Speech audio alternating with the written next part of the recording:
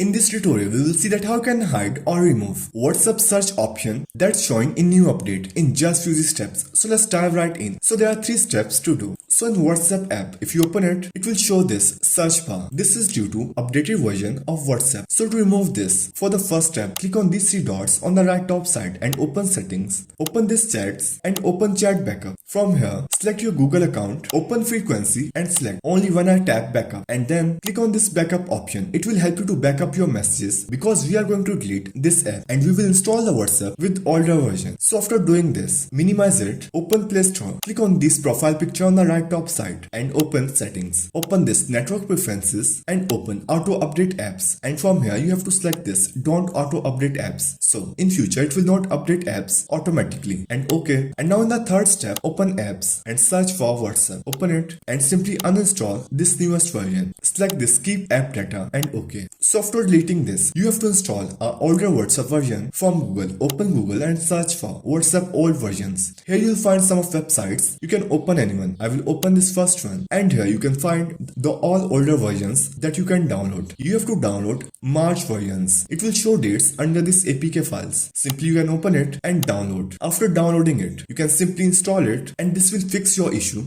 and you will be successfully hide WhatsApp search option from WhatsApp.